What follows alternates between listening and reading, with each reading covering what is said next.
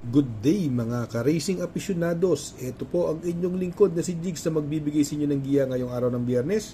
Ngayon po meron tayong 9 well-balanced races at ang start time po natin ay 5:30 ng hapon. Ulitin ko po, itong aking giya ay purely review and analysis ko lamang at walang halong information. Simulan na po natin race number 1. Distansya ay 1200 meters at dito may 5 kalahok. Mukhang medyo lamang sa akin ng konti ito. Maiksi ang distansya, solo ere. Numero 2, Captive Moment. Sakay ni Jackie RC Baldonido. Kaya itong race number 1, sosoloy ko na po yan. Numero 2, Captive Moment. Sa race number 2, another 1200 meter distance, may 8 kalahok. Anybody's race po ito. Pero first choice ko po rito, yung bagong babang numero 6, Megan Maxine. Binalik kay Mark Alvarez.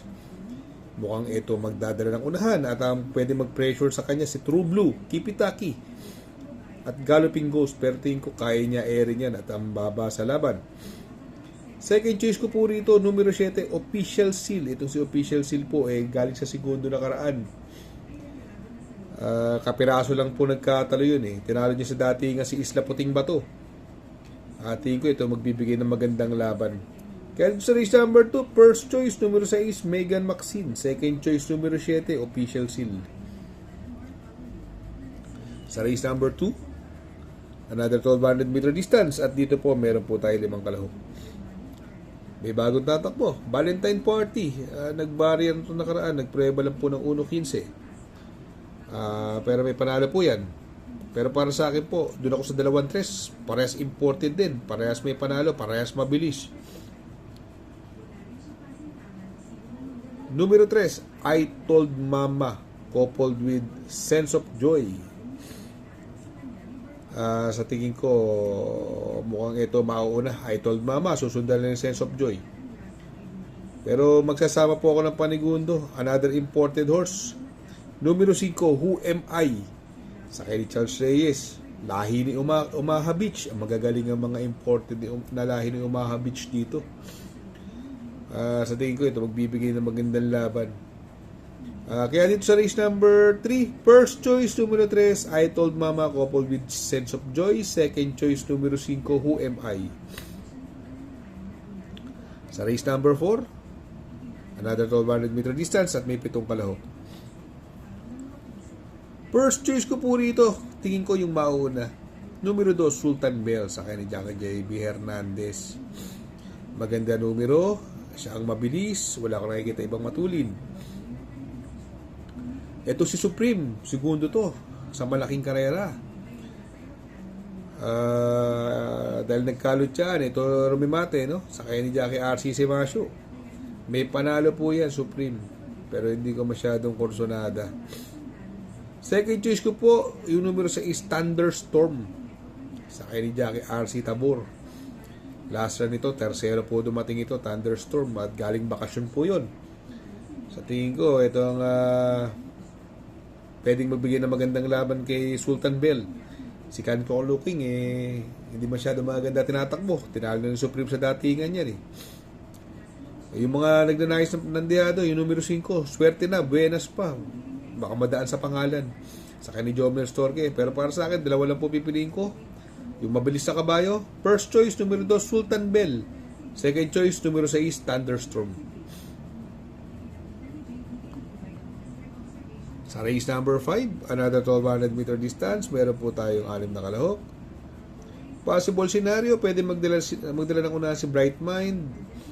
At pwede makaantabay si Space Jam. Parehas mabilis at pwedeng mapabor naman sa numero 2, Gugma.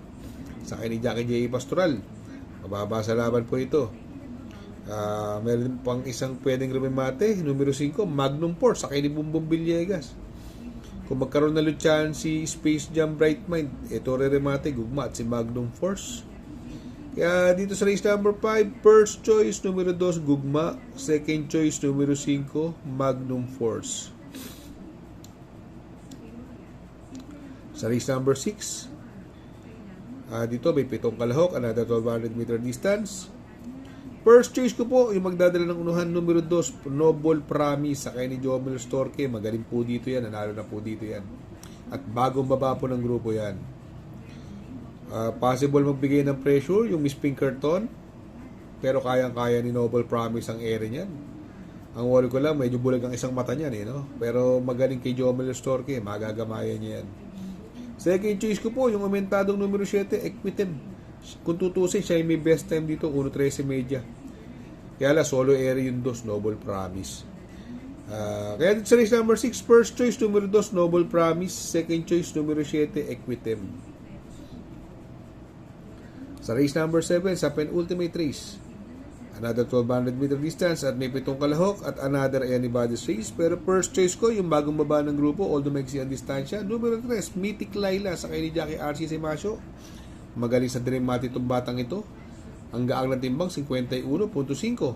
Kahit maiksi ang karera, tingin ko makakaremate yan. Second choice ko po rito, yung numero 2, Sultanov sa kay ni Jackie Jim El Ciego. Mukhang kabita, Equitem, Sultanov, Jim El Ciego.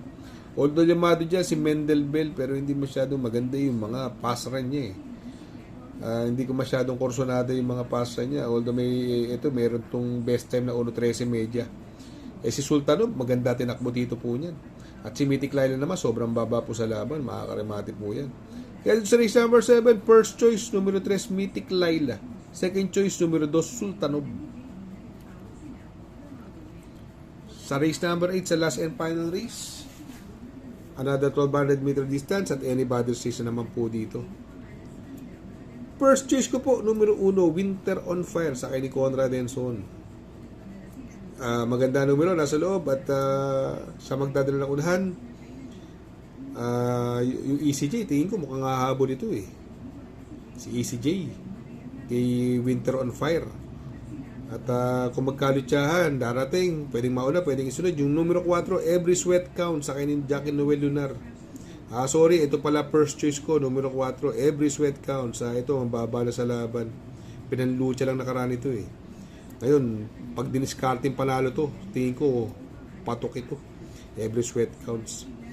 Second choice ko na rin po yung numero 1, Winter on Fire sa kay ni Conrad Enson. Baka hindi mahirapan sa ECJ sa paghabol at si Super Daily din.